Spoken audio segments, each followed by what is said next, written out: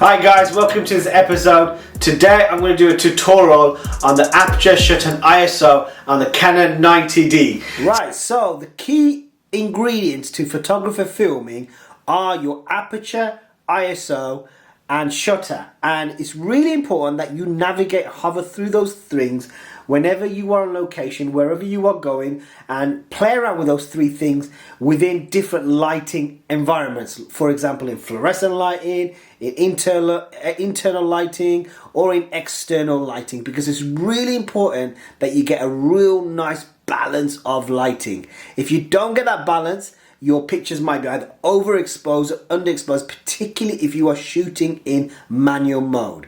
Okay, so you know, a lot of cameras nowadays have an auto and you can put it in that and you can shoot away, but sometimes you may want to control various settings. Maybe you want to create an atmospheric look, maybe you want to create a grainy look, maybe you want to film noir or a mise-en-scène type environment. So therefore you do need to kind of control your aperture and shutter in order to get different tones and feels and emotions through your imagery. You know, you want it to have a little bit of oomph, you want it to have a little bit of feel, and in order to get those you need to play around with those. You may need to shoot in RAW so it collects more data in your image for it, and so when you take it into Lightroom you can color correct that image and keep all the data that might be lost within a JPEG image.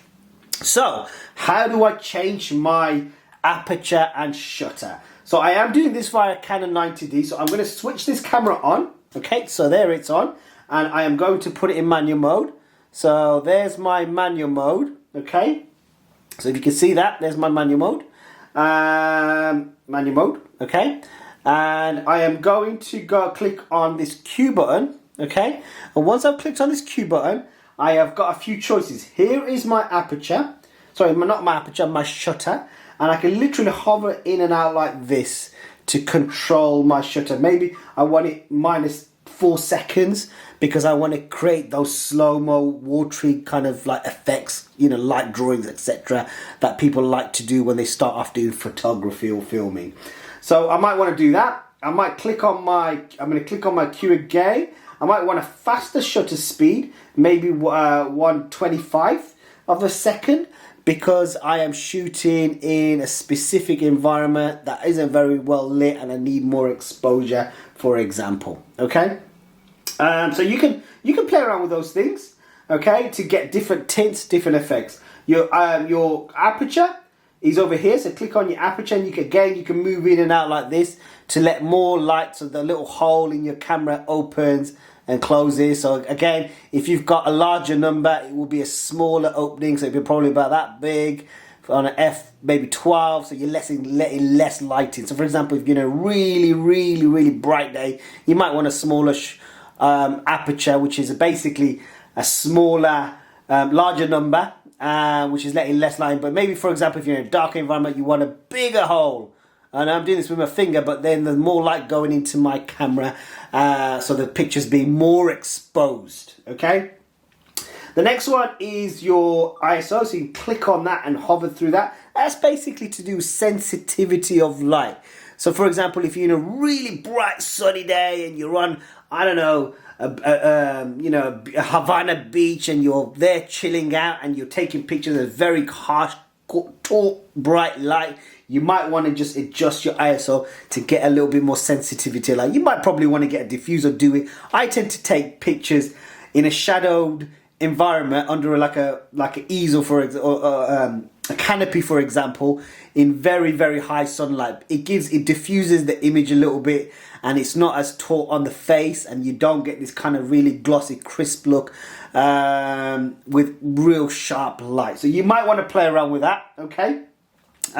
If you wanted the visual look, you click on this Q button. Sorry, not this Q button, this start button, and it will take you to the digital viewfinder, and you can change your shutter speed here. So I got it 125, so you can see that it's more exposed. And if I take it down to maybe 1/8 of a second, it goes down. So if I take it to 250, you can see it gets darker on my screen. So the bigger the number, the more less exposure is going on, okay? So your shutter speed is slower. So if I do it at 500, it's very slow, so it's going to go tick, and all the light's going to go in. And it's not going to be any. But if you do it quicker, obviously it's quicker, so less light is going in. So you have to play around with that, to tell you the truth, in order to get the right exposure. You got your ISO over here as well. Again, if I flick through that, you can clearly see that it is changing when I hover this in up and down. Okay, so that is your aperture, ISO and shutter on a Canon 90D.